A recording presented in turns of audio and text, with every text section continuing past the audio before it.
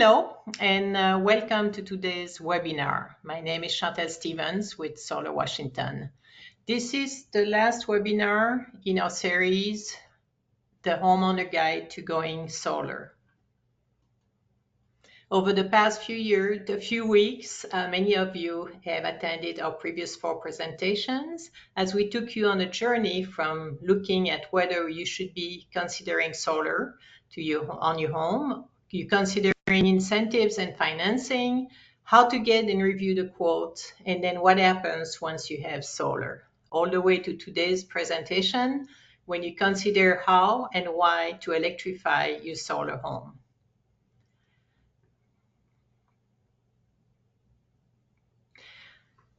Recordings of all those presentations will be available on our website, and we will send you a link to it in a few days. Again, Solar Washington is a nonprofit organization that focuses on education and community involvement to promote and advance solar in Washington.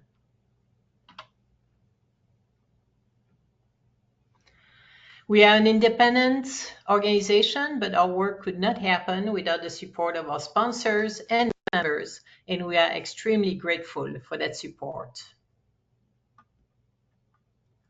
We want to invite you to get involved and support our vision of 100% solar or clean energy Washington. You can join or sponsor, you can donate, you can attend the summit on October 4 in Shoreline, Washington. Our presenter today is Anders Alexander.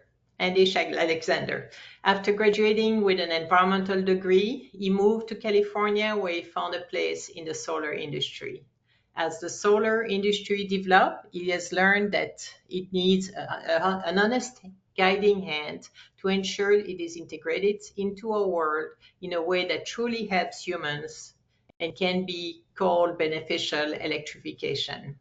In addition to being the Vice President of the Solar Washington's board, Andish is currently the VP of Business Development at Lone Terra. Andish? Thank you so much. Chantal is our excellent executive director, so couldn't do all this without her, so thank you, Chantal. And let's switch over to my presentation. Great. If there are any issues, just bring them up in the chat and we'll see them there. But I'm really excited to do this webinar on electrification. It's what I do in my personal life. It's what I do in my professional life, and really happy to do it here in a volunteering capacity as well. For myself, I've been in the solar industry for 15 years, and for the past several years, I've been focusing on electrification, which has really started to come into its own and is just a really good pairing with solar. And so let's dive right into it. So why electric? Why electrification? Well, the point of electrification is to bring some better performance to our grid. So one is we have a predominantly centralized grid. That's how it was conceived of, but now we're moving to a grid that also has distributed energy resources. And that's solar panels on your home, that's wind, that is just anything that isn't a big central plant. And so now we have multiple energy sources for our grid, and smaller ones instead of just really large ones as well. We also have a more interconnected grid. The grid is literally several pieces and is being connected better, but with that, we're adding smart controls as well. And so now the grid can communicate with each other, which allows the grid to be more actively managed, and is what is definitely needed when you are introducing intermittent power sources, which is solar and wind. You also need some smart controls in there, and you need things to be more interconnected so that excess production from one place can very easily and quickly be plugged in another place that needs that production. So the grid is also becoming bidirectional. And so once again, with those big centralized plants, instead of just sending them from one place to another in one direction, we can now send the energy from a battery in a car or on the side of your home back onto the grid. And so now the grid is a lot more dynamic and it can better leverage those distributed energy resources. And there are utility programs coming that are in other states that are coming to Washington, where cycling your battery, whether it's in the car or in the side of your home, sending excess power onto the grid, it actually has moments where that's worth more than usual. And so you can literally empty your battery onto the grid at certain hours of the day, charge your battery up at other times of the day, and make money on that. And that's beneficial to the grid. So the whole grid is becoming much more dynamic as we go electric with everything. And then also we're going towards, one way to connect everything. And so when you think of right now, you'll heat your home with gas, you'll turn your lights on with electricity, and then you'll power your car with petroleum. Three different industries, three different infrastructures. Well, with electric, you can make the electricity in multiple ways, but once you've created it, then all the uses are all electric. And there's a lot of opportunity in there as we go electric towards balancing centralized and distributed, more interconnected, bidirectional, and becoming one power source for everything. There's a lot of opportunity there. And so even though you're electrifying your asset, your home, there's a much larger concept at play, which is the grid and how it's going to handle that. And all of that is happening with electrification. So with electrification, we don't just want to turn something from gas to electric, we want beneficial electrification. And so that's really important. Electrification for the sake of electrification doesn't necessarily have beneficial outcomes for society. And so beneficial electrification reduces overall emissions and energy costs. And the result should be decarbonization, which means being allowed to do the same amount of economic activity, but not produce carbon emissions. So we are ending our dependence on oil and gas as a power source.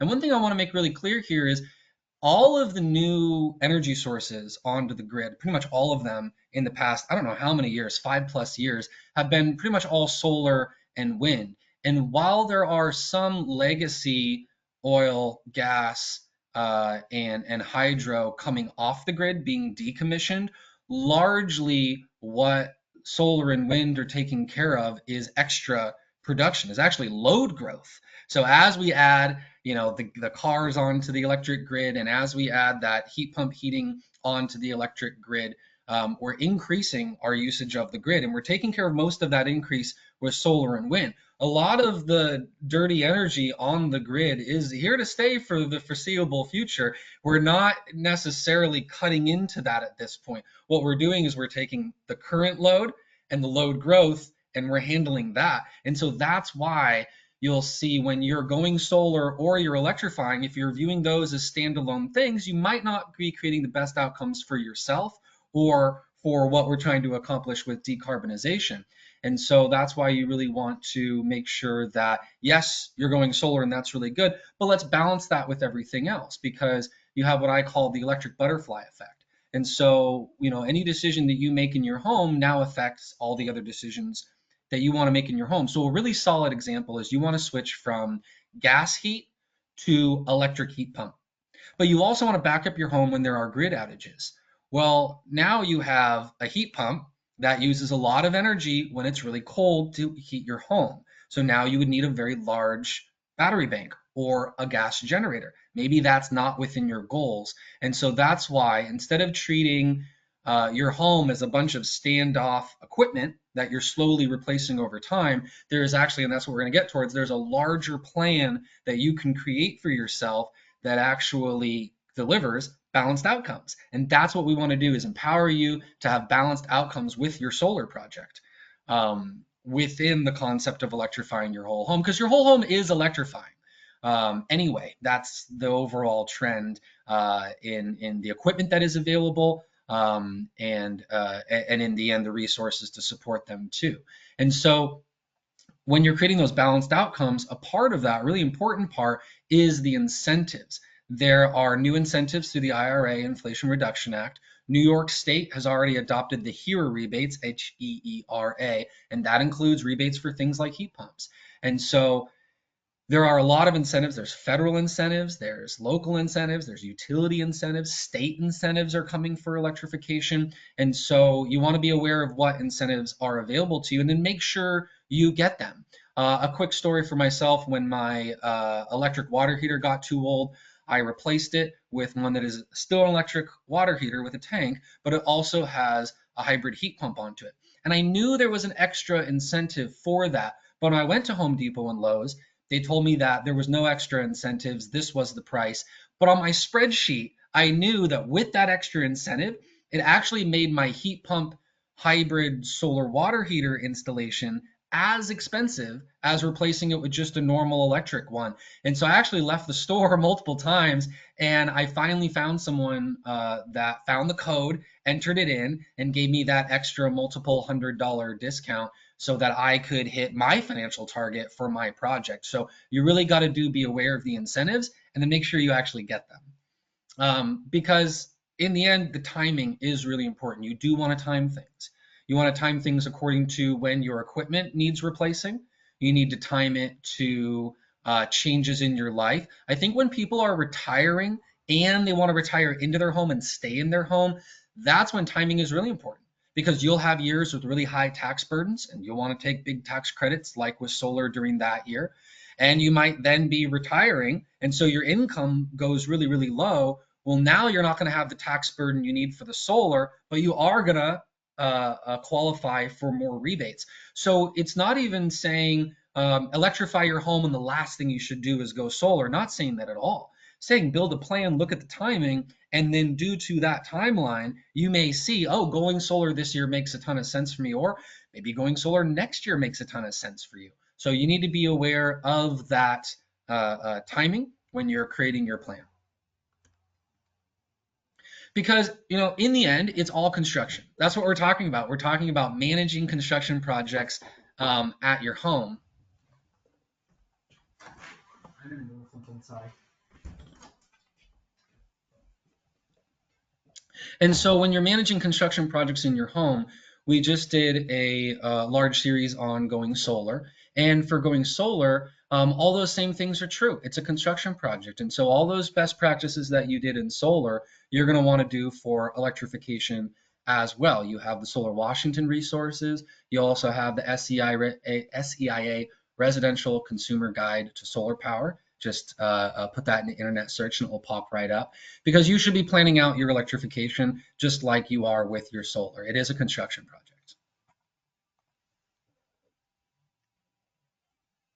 So what are we talking about? We are talking about your electric home. And we're talking about these very specific things in your home. So we have, starting with number one, you can do things like community solar, where you can purchase centralized versions of solar. You can install solar panels on your home and own your own distributed generation.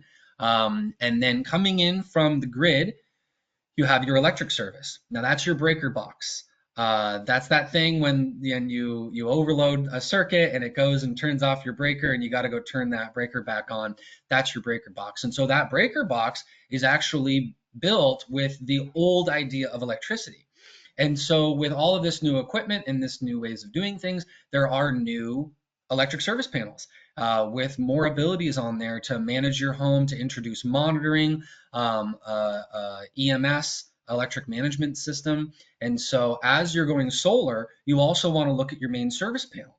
And often what a solar installer will look at is something old here, doesn't need to be replaced for safety or for the function of the solar project, because you get the 30% federal tax credit on updating your service or replacing your main electric service panel. And that can include a smart one. So whether it's Lumen, Savant, Span, if you are going solar, it's a really good opportunity to also go ahead and update your electric service panel as well. And then there are incentives for that, including folding underneath the federal tax credit. If you just went today without going solar and replaced your electric service panel, you do not get the 30% federal tax credit. You might get a different tax credit for upgrading your home, but it's not lumped into that one. And so going solar is a really good opportunity, a really good time to look at the other electrical stuff in your home, see what qualifies for the federal tax credit, and upgraded at that time. And when the hero rebates come, you can double dip. So for some of these updates, you'll be getting some form of a federal tax credit.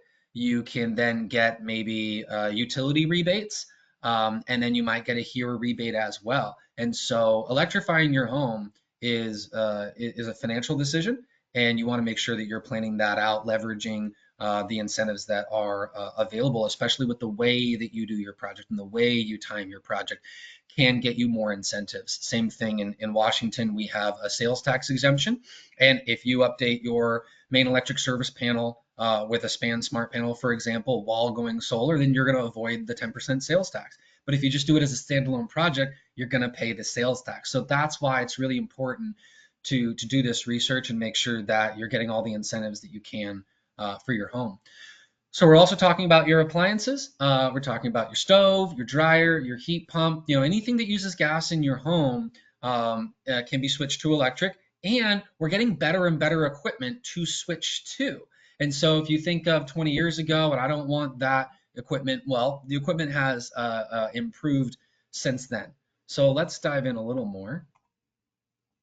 So for your electric journey, there are some tools available to help you do it. And you can create an electrification plan. You have Rewiring America, which is a new nonprofit that really focuses on the Inflation Reduction Act deployment. You can go to their website and get a lot of good information. And you can also do their electrification planner. So you enter information in about your home, and then you get back an electrification plan. I think the Rewiring America one is pretty good.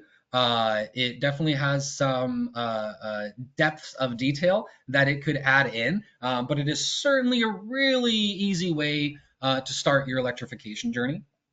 Now, Elephant Energy is just a contractor out of Massachusetts, but they have a really good electrification roadmap where, like with Rewiring America, you're entering where you're at, and then it's kind of showing you where you want to go based on the inputs that you put in. And so at the end of it, you can have a plan. Now, it's not perfect, but it's a good start. And you may not do that exact plan, but what you will be able to do is learn a lot on the way, along the way, and maybe from that have the details that you need to build your own custom electrification plan. Because you also have Rocky Mountain Institute's Green Upgrade Calculator. Now, this thing is a lot more nerdy, a lot more data driven, a lot of inputs to see very granular financial and efficiency performance of the electrification changes you're making to your home. So, for some people, some of these might be a really good tool, all three of them. Maybe for some people, only one of them might be good, but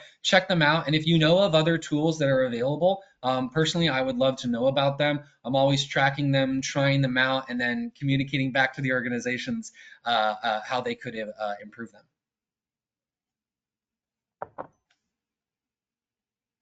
Oh, and so I think the important part here too is when you're building your electrification journey, you get to do it to your own benefit. When you contact a contractor and you say, build me a plan, they don't even need to be malicious in any way. They can build a plan according to how they want to update a home, the equipment that they want to do, the approaches that they want. And so when you're creating your own electrification plan, you're then going and looking for contractors that actually want to do your electrification plan.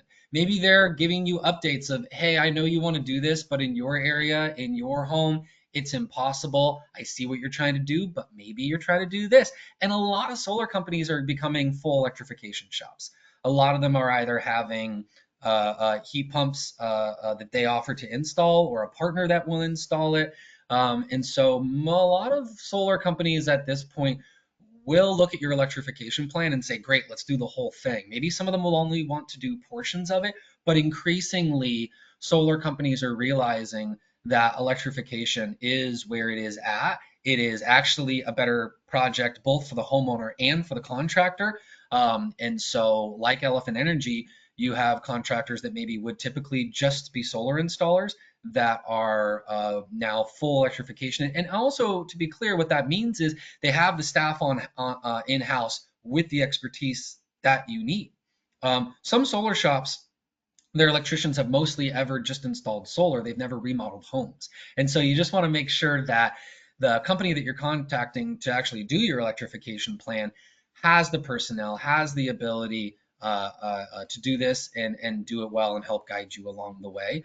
Not all solar shops are going to be able to help you with every aspect of electrifying your home.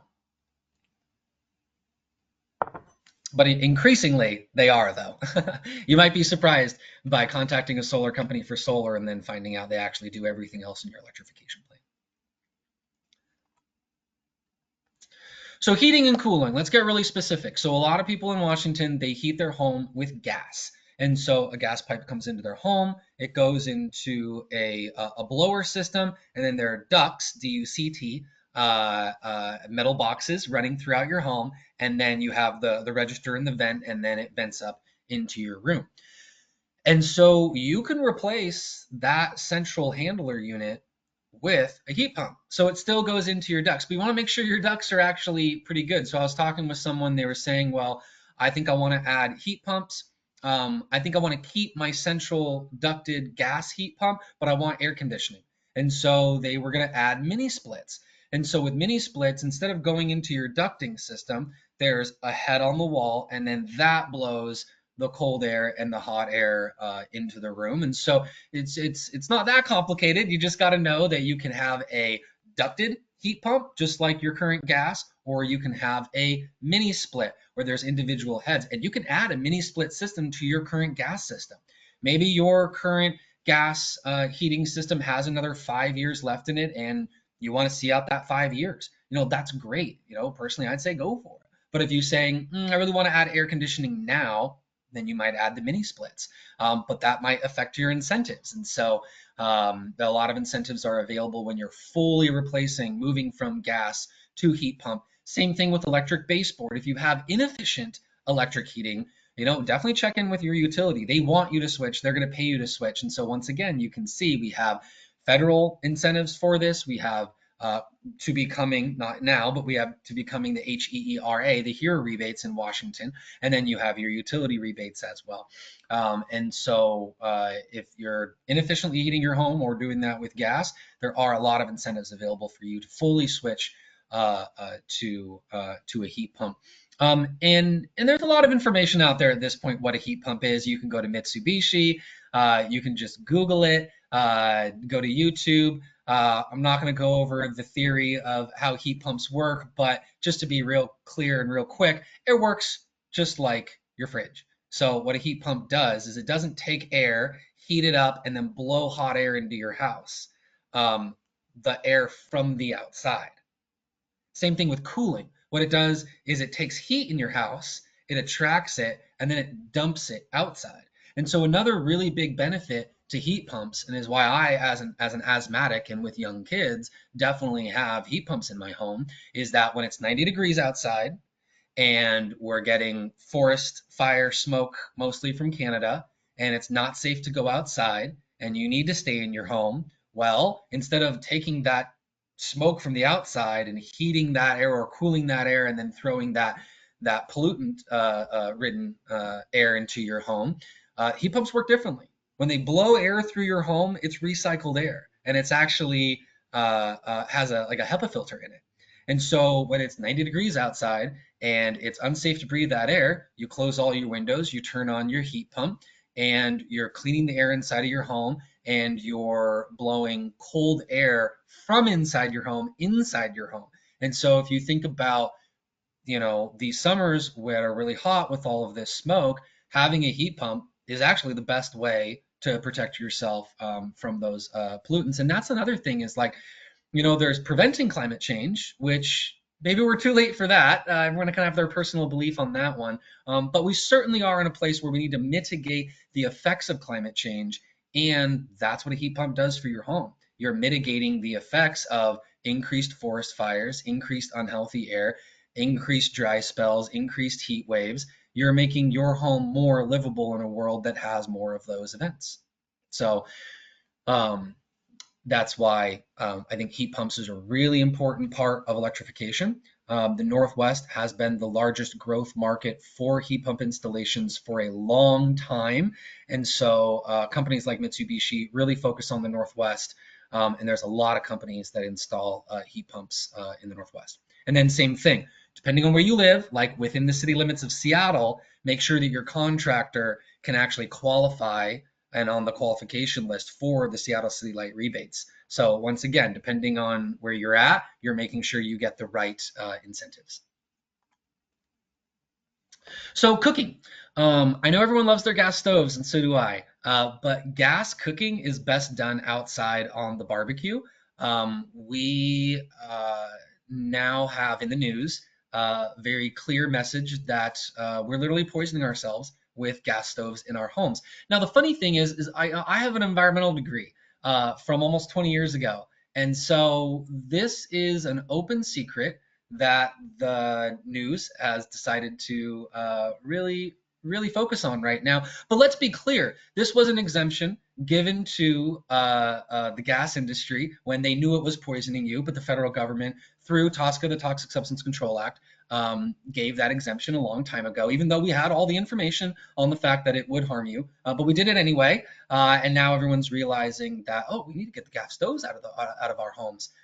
It's not harming us, maybe. It's not harming us in the future. It's harming us now. And I was a child with asthma. I've been hospitalized many times with asthma as a kid. And I remember what it was like for my parents to get rid of the cat, redo my bed, constantly clean the house, just do anything to make my life easier. Because when you're a little kid and you can't breathe, that's difficult. That is really scary. And that's the childhood that I had. I spent a lot of time sitting around trying to breathe and struggling to do it. And so these are very real effects that we're having on people. And you know what? You're allowed to keep your gas stove in your home. No one's banning it. No one's going to rip it out. Gas service to your home in my lifetime will end. In my lifetime, they will stop delivering gas in pipes in the ground to people's homes.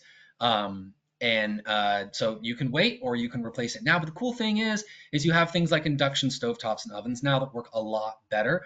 I have a coil top electric stove. It's fine, but you can also do a radiant one. You can do one where it has that glass cover. So, you know, maybe not the best solution for everyone and how they like to cook, but it's certainly, if you want to clean home, then that's the way to do it. Because if you really think about it, when that gas particles are outside, they go into the air, and you're in a really large environment, and the solution to pollution is dilution locally and immediately. But in your home, we actually try to, it's called an envelope. We actually try to keep that air inside your home. So as that gas stays in your home, you're rebreathing it again and again and again and again. And so if you do have a gas oven and you are using it, please ventilate your home very well while you use it, and consider electrifying your cooking. So cars are also electrifying.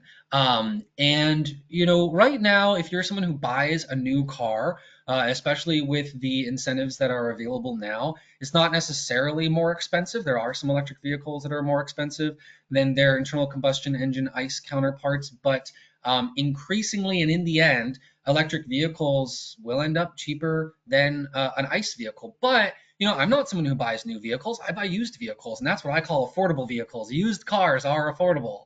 And so as we get used electric cars, it's going to become more affordable. But also, you know, my two favorite, wonderfully favorite Subarus that I had, a 2003 Subaru Legacy Wagon and a 2006 Forester 2.5X, they both died due to the transmission. And the cost of putting a new transmission in the vehicle was the cost of me buying a new used vehicle. Well, guess what's not an electric vehicle? A transmission. So there's actually a lot less parts in an electric vehicle, and it in the long term is going to deliver a lot of benefits to us. It is cheaper to charge with electricity than gas, and both prices are going up. And so right now it's about a third of the cost, so it is cheaper to charge. I think in the end, charging is going to happen everywhere. I was joking with my wife. We stopped at a gas station, and I said, you know, in the future, people are going to laugh when you had to stop to refuel your vehicle. You know, in the future, it's just going to charge wherever it is. It's going to have 500 to 1,000-mile range. It's going to charge quickly. You know, we're not necessarily thinking about what electric vehicles are available today, but look at the trajectory of the features of the vehicles. And by the time most people have an electric vehicle, it's going to solve all the problems that you currently think exist now. But the other really exciting part of it with electrification is I'll tell people, look, if you don't have a lot of power outages, and you don't want to buy batteries or a generator, then when you get an electric vehicle in the future, let's say in 5 years, just make sure that it can have bidirectional energy back to your home. And then maybe the few amount of outages that you have, you're fully covered by your electric vehicle. But also when you're planning out the battery pack on the side of your home, like a Tesla Powerwall is 13 kilowatt hours, but your typical car has like 60 to 120 kilowatt hours in it. And so it has a lot more. And so if you're thinking, oh, I need 60 kilowatt hours of batteries on the side of my home to back up my home when the grid is down, maybe the majority of that will come from the car in the future and not the battery pack on the side of your home. So once again, when you're planning out your electrification and you're planning out your backup, make sure you're thinking about the electric vehicle. There's a little bit of equipment available today for bidirectional charging, but more so that's a thing of the future. There are some companies offering that now, but more so in the future, it'll be pretty standard to an electric vehicle. One, for the backup purpose, but the other purpose is now and in the future, in Washington, the utilities will want you to cycle that battery in the car to the grid to help with grid stability. So I think this transition to electric vehicles, since 90% plus of all vehicles are parked at any one time, that's a lot of batteries, that's a lot of capacity, that's a lot of potential. And so you have utilities talking about virtual power plant programs, which they've started to talk about in Washington. And this is what they're talking about. They're talking about a virtual power plant. Well, what that is that's the solar panels on your home, that's the battery in your car, and they're able to interact with it as a utility to balance the load on the grid. That's super important.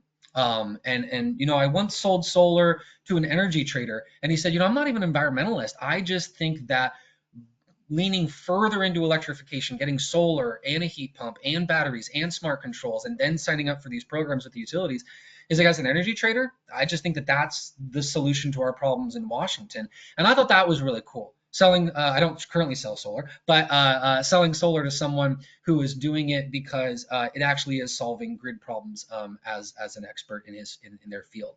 And I thought that was really cool. So back to your main electric service panel, that's probably what it looks like. And so in looking at your main electric service panel, we want to do a couple of things. One, if it's really old, 20, 30 plus years, it can be a safety issue. Maybe that breaker needs to trip and it doesn't break. That can be a problem. Maybe it was installed with some old standards and you have some bare wires in there that are getting close to each other, maybe arcing a little bit. We want to get it before it degrades. And especially if you have knob and tube, if you have knob and tube wiring, look it up. It's obvious if you have it. Definitely want to get that replaced. Very expensive, but you definitely want to get that replaced. And there's coming incentives to help you do that. But your electric service panel, it's want to be safety. Right now you have no monitoring. So you have like all those breakers right there that you're seeing, they all have an electric signature on them. But you have no idea how much electricity is passing through each of those breakers. Now, I currently have a situation where my electric bill is higher than I want it to be. And as an expert in electrification and solar, I'm adding up all the equipment in my home and my electric bill is not making sense to me. And so I want to put monitoring onto my home so I can see which breaker is using so much energy. Like, in the past couple, in May, it got warmer, so I used my heat pump less, but my utility bill didn't go down by much. And I thought, that's my biggest load. Why isn't it going down? And so even an expert like me, if I don't have that information, if I don't have the data, I can't make informed decisions. And so I am going to add monitoring so that I can figure out what's using too much energy in my home. I want to use less. Same thing when I size my solar project. If I went with my current sizing, I'd need a 20 kilowatt system. But I actually want a 15 kilowatt system. So I'm going to try to figure out where that extra 5 kilowatts is coming from. So, that's what you're doing here. Is all of this is informing you as to how to size your solar, how to size your battery, when to buy it, how to buy it. Everything we covered in those first four parts of this webinar series are all so true. And now we're just blowing you up and your vision up and saying, okay, now I got to balance this against my whole home so I can make the best decisions. And it doesn't necessarily delay the solar project, but it really makes sure that you're leveraging it as best as you can. So monitoring is good. You can add that and it'll show up on your phone what each breaker is doing. You also can introduce smart controls. And so smart controls is a thing that is increasing. We added to the National Electric Code more recently what's called EMS or PMS, Electric Management System or Power Management Systems. And think about this. As we electrify your homes, now everything's electric, and as you have 2 electric vehicles, Well, for example, with Span's smart panel that replaces the breaker box here, they have their car charger, the Span Drive. And so let's say you have a 200 amp home, and let's say you're using 150 amps in a moment. But a lot of the things are on in your home right now. And you drive home and you plug in your car. And so you plug, let's say both you and your partner arrive home and you both plug in your car at the same time. Well, those can be 50 amp chargers. So if everything turned on, that'd be 250 amps, but you can only do 200 amps in a normal service to a home. Well, what the controls are going to do with that EV charger is it's going to say, I only have 49 more amps. So you can each have, 24 amps each. And then let's say the hot water turns off and we gain 20 amps. I'll add 10 amps to each of those car chargers. And so now you're getting into a home where instead of everything being manual and you have to physically plug this in and unplug that and flip that breaker and turn that on, your home is beginning to understand your lifestyle and your patterns, and then you're programming it so that it is charging your vehicles at certain times, slow charging them at certain times, and you're not tripping breakers because your home is saying, oh, I'm using too much energy, let me turn down the car chargers. And Span is beginning to release the ability to do it more for than just the car charger, also with your heat pump, also with your hot water. You don't want to dim your lights, so you leave that one alone. And so that's why, as you get into all this new equipment, you do want to learn about it. You want to get ones that make sense for you, and then you want to set it up correctly as well. There's also this overlap between backup power, because what's coming is what's called a virtual critical load panel. So when the grid goes down and you switch over to batteries to power your home, you want certain things to turn off. In my situation, I would want my heat pump to turn off because I have a wood stove. So I don't want to waste that battery energy on the heat pump. I want to preserve it for my lights to stay on as long as possible. And so your main electric service panel is now really important. And when you update and when you do something like go solar, it's a really good time to do it, and you can leverage more incentives like the federal tax credit than you would normally. So really, when you're going solar, when you're electrifying your home, go check out your electric service panel and make sure that you're updating that at the right time too. So decisions. It's all about who you are. What do you have? Where do you want to go? This is about you. All the incentives are just incentivizing your behavior, but you still get to do whatever you want. No one's forcing you to do anything today. This is all you. And so as you're doing that, you're building your journey. You're doing the research, you're doing the requirement building, and then you're making the plan, and then you're gathering your quotes, and then you're funding the project and actually doing it. And I wrote requirement building in there. It's really important. When you go from planning to decision making, problem to solution, you actually don't stitch together things that well. You need to pull back and you need to requirement build. You need to make sure that your requirements are met in your transition plan because it's made by you for you. And that's what's really awesome is this is all about self-empowerment, and it's about making a plan. You may be able to accomplish your plan this year, or it may take you 10 plus years to do it. It's all about you and making sure that you have a plan, and that as you're making each changes in your home, like when your water heater dies, you have a plan for what you're going to do when the water heater dies, and then you're just able to do that instead of sitting around doing research while you have a dead water heater. So a quick example scenario is, I want to lower my overall energy costs. I want to make my home more comfortable because I don't have AC. I do want backup power, but I don't really have many outages, so that's not really something I need to, I don't need to buy a large generator or a bunch of batteries today. I need to make it financially feasible for me. I'm middle class, and I'm going to keep my car until it breaks down. Let's say that's the scenario. Okay, so I'm going to probably replace my gas stove now because I'm an asthmatic, so I'm going to do that. I'm going to go solar this year, let's say in this scenario, and I'm going to add some smart controls because I want to know why I'm using too much energy. And then what I'm going to do is, let's say in this scenario, I'm going to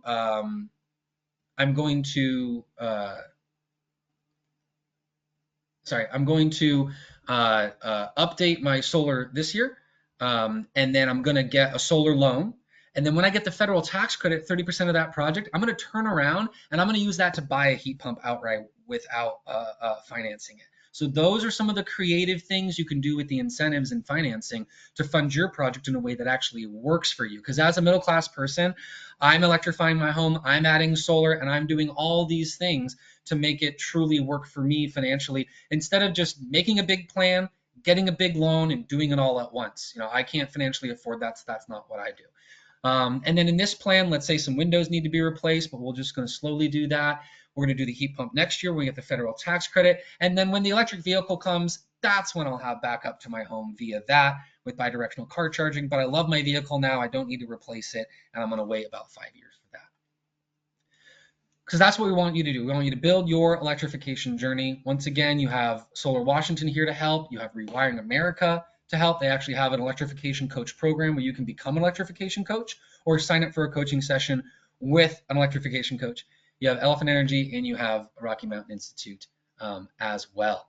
So that's our presentation. We can take some questions as well. And thank you so much for attending. Oh, Go ahead, Chantal. go ahead. Yeah. Hi. Well, thank you very much, Andish. This was a very interesting presentation. I have a lot of things I need to be doing in my own home right now. First, answering the question about links. Yes, we use a different system this time, and I was unable to enter the links as we were talking about them, and I will include them in a document that I will send, that will attach to your link to the recording of this presentation that you receive in about 24 hours. And they will eventually be all included in recordings of the 5 webinars on our website. We had a couple other questions, one of them pretty quickly. You did mention the 3 references for electrification plans, Andish. Do I need to enter my email is a question when I try to get that information. And if so, would my email be used to be sold to contractors after the fact? Great. Rewiring America is a nonprofit, so there's no lead source off of that. Rocky Mountain Institute, also, I believe, not selling your information because these are not monetized products, right? These are for the public good with nonprofits. Elephant Energy, I filled out theirs. They're located in Massachusetts. I'm in Washington, so they can't sell me anything. But I found Elephant Energy had the best one. But no, for all those 3 places, I have used them all, and I've gotten absolutely no follow-up from anyone selling my information. Okay. You did mention in your presentation that the electric panel, for example, is covered by the ITC if you do it at the same time as the installing solar. It's all part of the same package. Is there anything else that you can add to that solar installation, such as heat pumps, that would also be covered by the ITC? Yeah. So the ITC, this is one thing that there's a lot of deception about from sales reps. But let's be very clear. The ITC, the Solar Federal Tax Credit, applies to the solar panel installation along with the inverters. Nothing about your roof, just no cost related to your roof in any way. The only people who have ever gotten that were very specific commercial applications. So you're not a complex commercial application. This is residential. So no. And then it goes to your electric service panel.